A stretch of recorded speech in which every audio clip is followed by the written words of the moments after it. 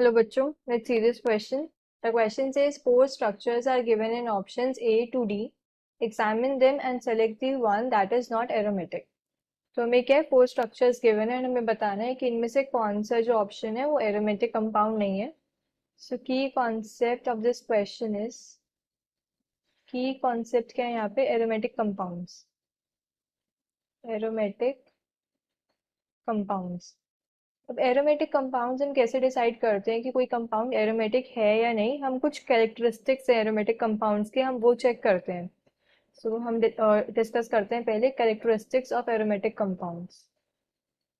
Characteristics of aromatic compounds.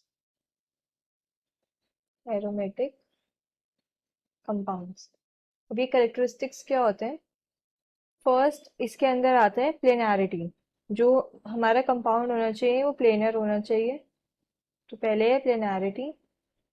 Second इसके अंदर होता है complete delocalisation of the pi electrons in the ring. Ring के अंदर क्या है, कंप्लीट डिलोकलाइजेशन होनी चाहिए पाई इलेक्ट्रॉन्स की. अब रिंग मेंशन हुआ है तो इट मीन साइक्लिक स्ट्रक्चर तो होना ही चाहिए, साइक्लिक होना चाहिए, प्लेनर होना चाहिए. साथ में क्या है, complete delocalisation of pi electrons.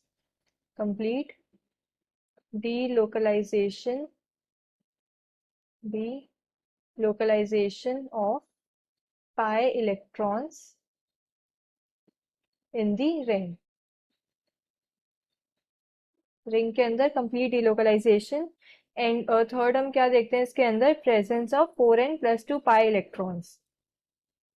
Presence of 4n+2 pi electrons.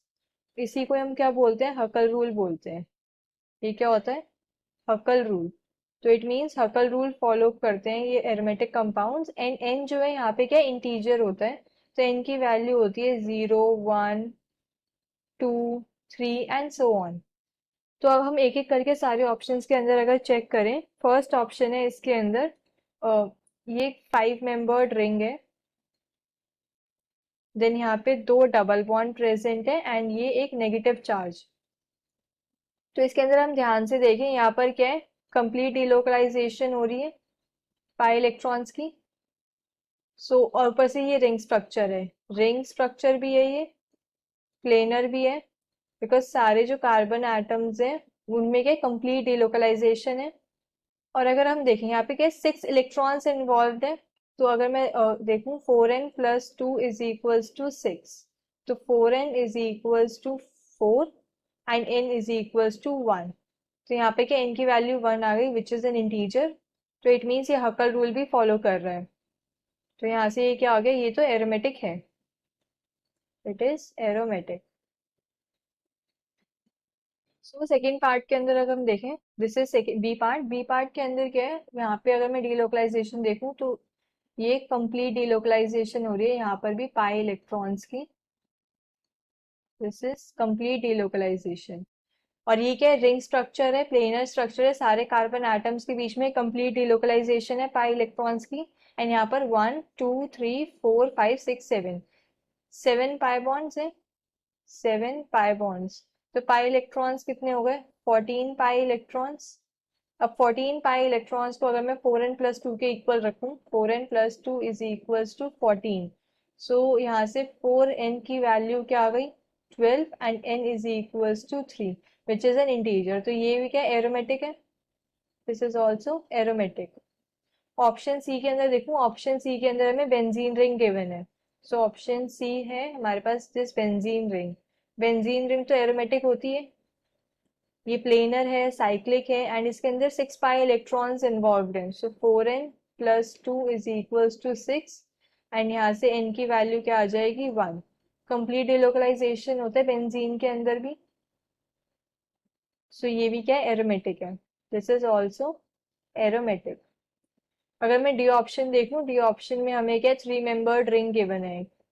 Option D, this is 3 membered ring and यहाँ पर क्या है, एक डबल बॉन्ड है. तो इस रिंग के अंदर क्या है, ये जो 2 कार्बन एटम्स हैं ये sp2 कार्बन एटम्स हैं, इनके पास क्या है, डबल बॉन्ड है. बट ये जो कार्बन है, this carbon it is sp3.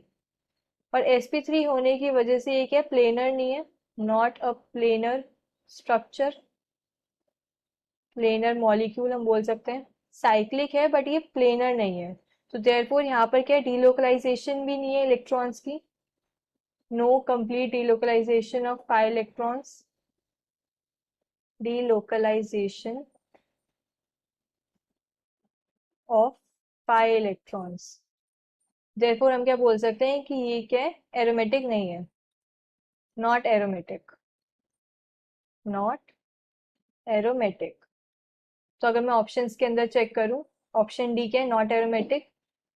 The final answer is option D. Hope you understood this well, best of luck.